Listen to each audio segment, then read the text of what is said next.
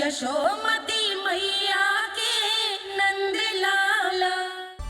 आ गए तुम दोनों? चलो आओ बैठ जाओ। जशोदा जी बता तो दो, सवेरे सवेरे क्यों बुलाया है हम सबको? रुको, इतनी शीघ्रता क्या है? पहले इन बालकों को कुछ खिलाने तो दो। अभी खेलने निकलेंगे ना, पूरी दोपहर दिखाई ना देंगे।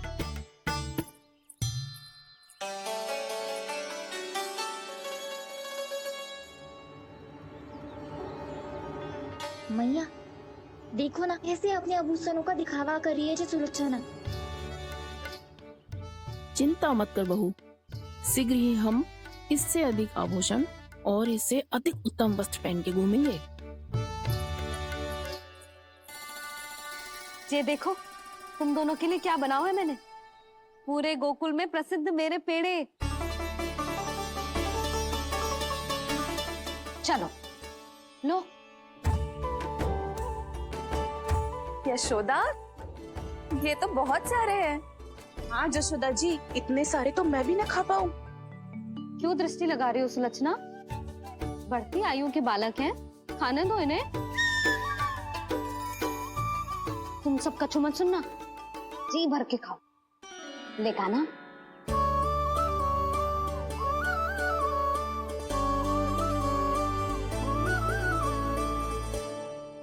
हे नारायण, मैंने अपने कान्हा को जो सिखाओ है बस वे उसे स्मरण रखें और उसका पालन करें।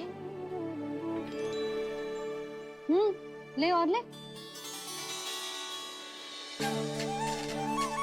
ले ले।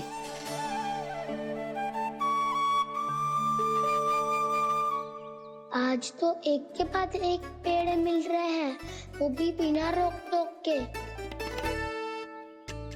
मैया दो के बाद तीसरी मिठाई बड़ी कठिनाई से खाने देती है, पर आज सादा लाड पेड़ों के माध्यम से जिता रही है। कछु तो रहस्य है। प्रभु, क्या आप भी वही सोच रहे हैं जो मैं सोच रही हूँ? कोई परीक्षा तो नहीं ले रही है ये? किस सोच में पड़ गए तुम दोनों?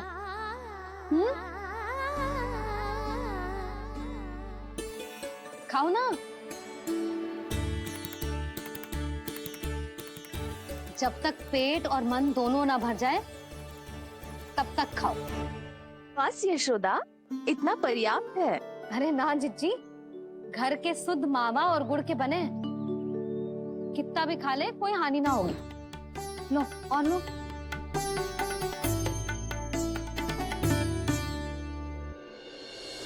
प्रभु, परीक्षा ही है ये तो खाए जा रहा है। कहीं मेरी दी हुई सीख फूल तो ना खाओ, सारा खेल बिगड़ जाएगा। सदैव स्मरण रखियो लल्ला, लोग बहुत भयानक होते हैं, बहुत भयंकर। जो एक बार हमारे मन में प्रवेश करके हमें भीतर से ही जकड़ लेते हैं, इसके कारण हम अधिक से अधिक और अधिक से अधिक पाने की इच्छा करने लगते हैं। क्या हुआ कान्हा, रुक क्यों गए?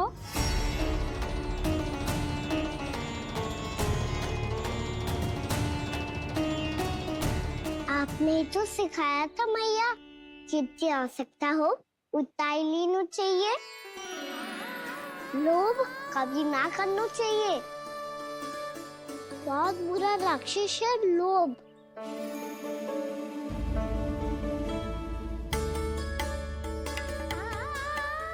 बुरा और खाने में कोई बुराई ना है कान्हा, ले ले। ना मैया, लो मैं अधिक खाऊंगा तो फिर पेट पकड़ के बैठना पड़ेगा।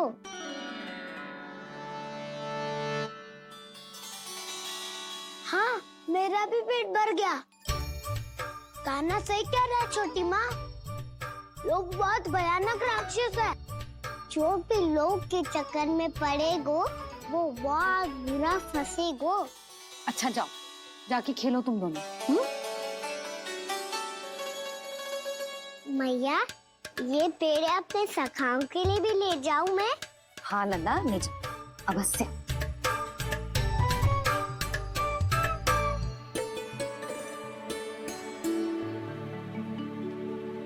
देखो, जो बात इन नन्हे से बालकों को भी समझ में आ रही है, वो तुम सबकी समझ क्यों ना आ रही?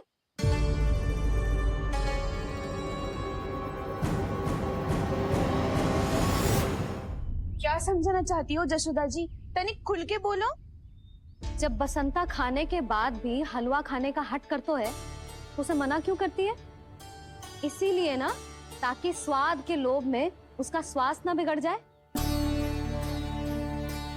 और उज्जवल, जब भरी दोपहरी में बाहर खेलने का हट करतो है, तो तू उसे मना क्यों करती है? इसीलिए ना, कि खेल के लोभ में उसे लू ना लग जाए। हाँ, और पुराण पढ़ना तो अच्छी बात है ना? तो श्री रामा जब रात में दीप के प्रकाश में पुराण की कथाएं पढ़ना चाहते है, तो क्यों मना करती है? उसे बता।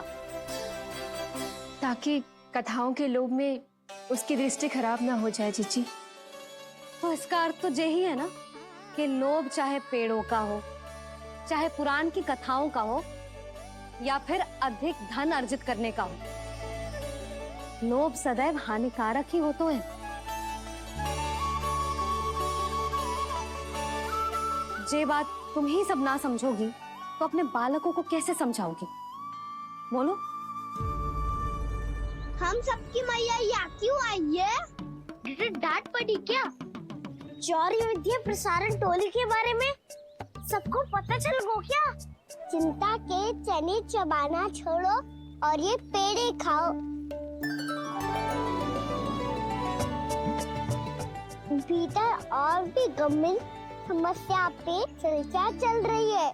कैसी समस्या? लोग की भयानक राक्षस की समस्या। व्यापारी जी, नंद जी ने कल सभा बुलाई थी और आज रानी यशोदा जी ने सारी स्त्रियों को अपने घर पे बुलाया है। तो आपको नहीं लगता कि हमें कुछ करना चाहिए? करना तो चाहिए गुप्तचर। सबसे पहले हमें हाट जाकर गोकुल वासियों की प्रतीक्षा करनी चाहिए। सूर्यास्त से पहले वो सारे मूर्ख वहाँ आने वाले हैं, मेरे सामने नारायण के नाम का प्रण लेने। उन्हें चाहे कोई भी कितना भी समझा ले बुझा ले, उससे कोई अंतर नहीं पड़ेगा गुप्तचर। हमारा वास्तविक धन क्या है? दूध, घी, दही, माखन, यही ना? हाँ, तो श्री नारायण की कृपा से तो हमारे पास इसकी कोई कमी ही ना है। तो हम सब तो पहले से ही धनवान हुए ना। तो फिर जे गोधन अपने परिवार और संतान में बांटने के बाद जो भी बचतो है, वो तो हाट पे बिखी जातो है ना। तो फिर मथुरा के किसी अपरिचित व्यापारी के साथ माथा फोड़ने की क्या आवश्यकता है? जशोदा जी, हम आपकी और नंदराज की चिंता समझते, पर इसकी कोई आवश्यकता ना है। कुछ उल्टा सीधा नहीं करेंगे हम। विश्वास रखो जशोदा, हम जो कुछ करेंगे समझदारी से करेंगे। लोभ में आके कोई निर्णय नहीं लेंगे हम लोग, है ना? हाँ। अच्छा, अब चलती हूँ। बुलावे की सूचना पाके सब कार्य ऐसे ही छोड़कर आ गई थी।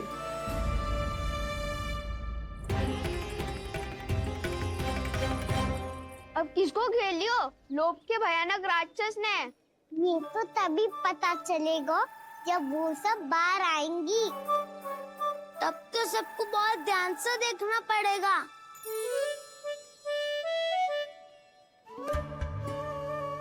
देखना तो पड़ेगा दाऊ, तभी तो पता चलेगा माखन चुराने किसके यहाँ जाना है।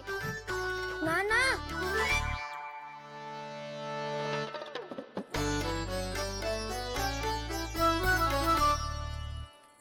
लोग का राक्षस तो उनके पास दिख ना रहे हुआ है।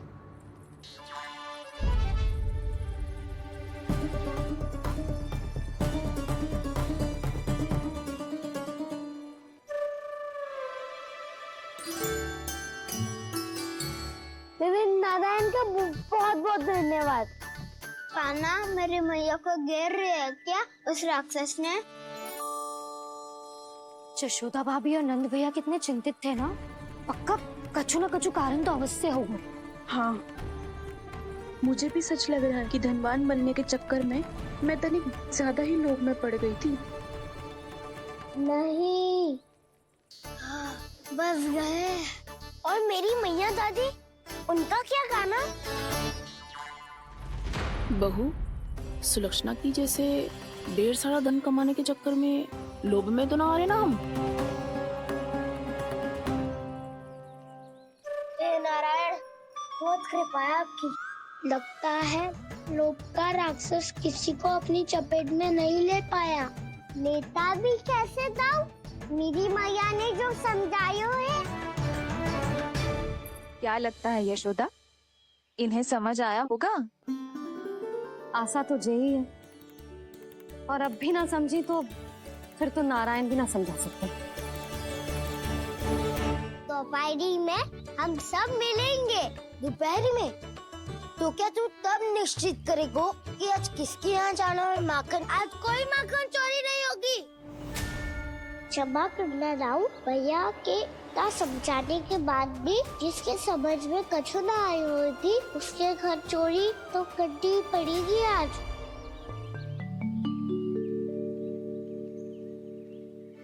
व्यापारी जी, सारी स्त्रियां एक साथ यहीं आ रही हैं। मेरे चक्रव्यूह में फंसने की इतनी शीघ्रता कि संध्या तक भी नहीं रुक पाई।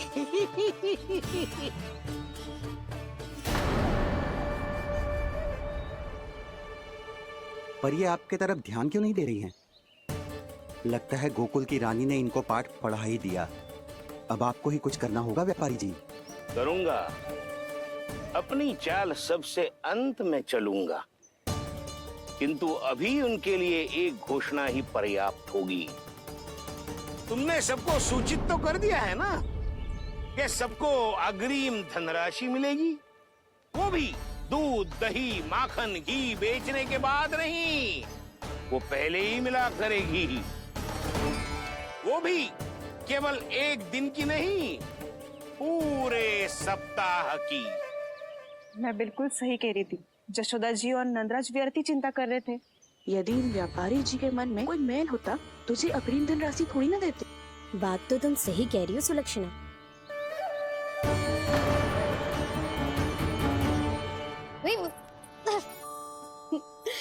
कितनी शरारत करते है तू? काजल लगाने दे मुझे। भैया पहले मुकुट लगाओ ना।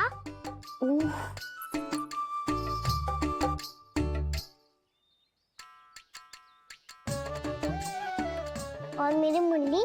हाँ हाँ रुक जा, चले बस होगा प्रसन्न। भैया मैं ना चाहता मैं इसे फिर से भूल जाऊं, नहीं तो कड़ी धूप में इसे लेने वापस लौटना पड़ता है। चल अब बैठ जा, अब मुझे काजल लगाने दे लेना। भैया इतना सारा काजल मत लगाओ, छोटा सा बालक लगता हूँ मैं। आहा, नखरे तो देखो, इतना सज धज के तो तेरे बाबा भी ना जाते बाहर, दृष्टि लग जाएगी नल्ला।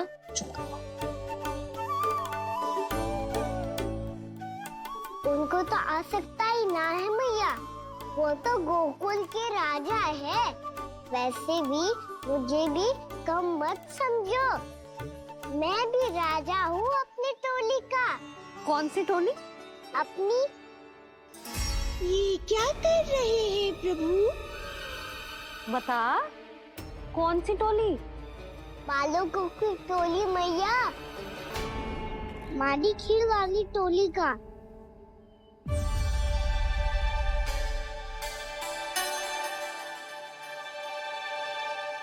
क्या हुआ जी? देखो जी, आप इतनी चिंता मत करो, आप गोकुल के राजा हो और जे बालकों की टोली का राजा है, तो मैं भी जसोदा हूँ, मैं कोई कम थोड़ी ना हूँ, मैं भी गोकुल की स्त्रियों की रानी हूँ। मैंने सबको समझाओ है, सब समझ गई हैं। उपनंद भैया से बात करके आ रहा हूँ अभी। पता चलो है कि उस व्यापारी ने अग्रिम राशि का लोभ दिया है सबको। मुझे ना लगता तुम्हारे समझाने का कोई लाभ हो। अभी तो ये सब समझ के गई, बोल के भी गई कि अब उस व्यापारी के फेर में ना फंसेंगी। इतनी शीघ्र पलट गई, इन सब में अपनी बुद्धि ना है क्या? जब कोई विकार मन में बस जाता है ना यशोदा, तो सूझबूझ सब समाप्त हो जाती। तो मुझे ही कच्चू करना पड़ेगा। मैया मैं जाऊं? हाँ तू जा।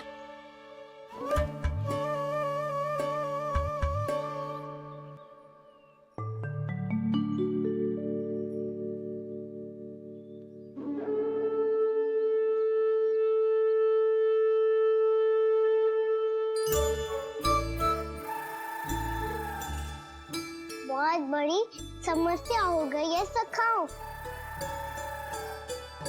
कैसी समस्या? लोभ का भयानक राक्षस कहीं ना गए हो, वो अभी भी यही है।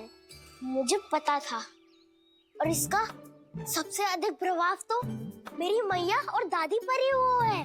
तुम सच कह रहे हो उज्जवल? हाँ। अरे कछु ना बलदाऊ, जे बड़ बोला तो ऐसे ही बात करते रहेगा बड़ा चढ़ा के।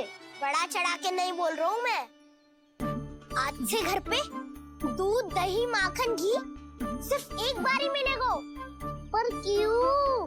ताकि अधिक से अधिक दूध दही माखन घी बचाकर उस व्यापारी को 2 गुना मूल्य पे बेचा जाए। इतने से तो काम ना चलेगा। उस सुलक्षणा से, और मैं तो कहूँ सुलक्षणा से ही क्यों, पूरे गोकुल में सबसे अधिक धनवान बनना है तो और माखन जमा करना पड़ेगा। हाँ हाँ मैया, लाओ मैं इसे ऊपर रख देती हूँ। चोरी चुपके से खा तो ना जाएगी ना? तेरी घबराहट बता रही है कि घर से निकलने से पहले तूने थोड़ा माखन तो खाया है। सच्ची बोल। ना ना मैया, मैं क्यों माखन खाऊंगी? मैं भी तेरी मैया हूँ लाली, माप के रखो तो मैंने।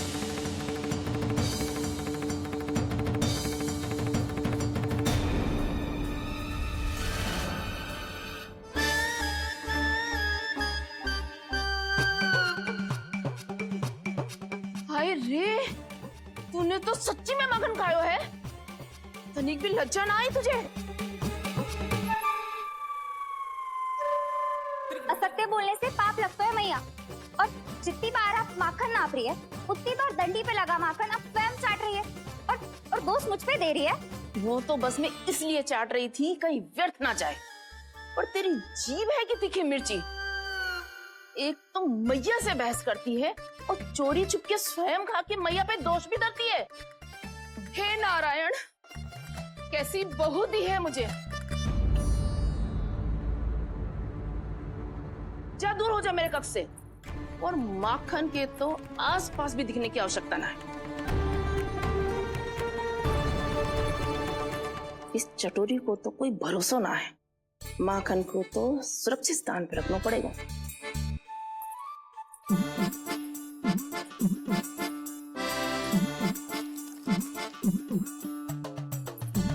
यदि बहू ने अब मटकी उतारने को प्रयास किया तो अचानक पानी गिर जाएगा और घबरा के वो चिल्लाएगी और मुझे पत्तों पड़ जाएगा। मैया,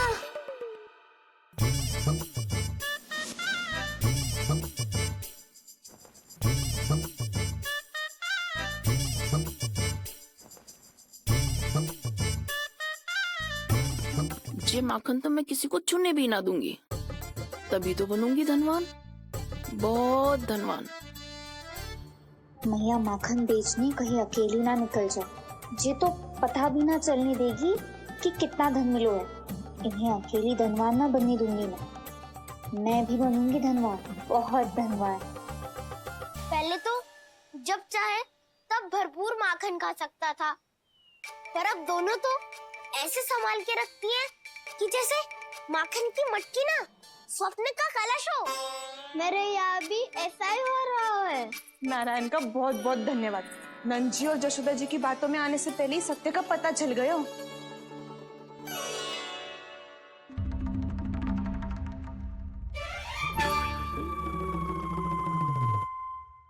ये इतना सारा माखन? दृष्टि मत लगा, पेट पे पट्टी बांध के रात रात भर भूखा रह के बड़ी कठिनाई से माखन इकट्ठा किया है जे। तो क्या आपने निर्णय ले लियो है कि आप उस व्यापारी को वचन दे दोगी? अरे जब द्वार पे साक्षात लक्ष्मी जी हो तो द्वार बंद ना करते बावली। तू अभी छोटी है, मैं तो कहती हूँ तू भी अपने भविष्य के बारे में अभी से सोचना आरंभ कर दे। कटौती तो मेरे घर पे भी आरंभ हो गई है काना। वो मैया ने कहा है या दूध चाहिए या दही चाहिए या माखन चाहिए, जो भी चाहिए एक ही बार मिलेगा।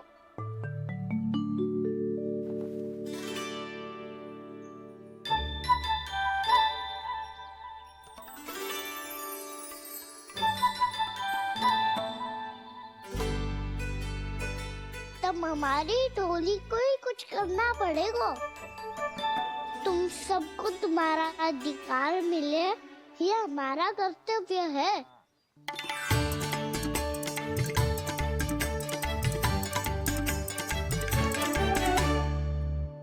अब हम कछु ना कर सकते यशोदा। यदि अब मैंने उन्हें रोको तो उन्हें लगेगा कि मैं उनसे उनकी उन्नति का अधिकार छीन लूं। दूध दही माखन पे सबसे पहला अधिकार बच्चों का होता है, फिर घर के बालकों का, और ये अधिकार हमें दिलाना चाहिए, है ना दाऊ? मैं सब समझता हूँ कान्हा, तुम मुझसे इसलिए पूछ रहे हो ताकि तुम माखन चोरी की योजना बना सको, पर मैं तुम्हारा समर्थन नहीं करूँगा। पर दाऊ ना, पिछली बार तुमने ही कहा था ना कि हम ये चोरी केवल वानर महाराज की सहायता के लिए कर रहे हैं। लो, वानर महाराज भी आ गए हमारा साथ देने। आज कोई किसी का साथ नहीं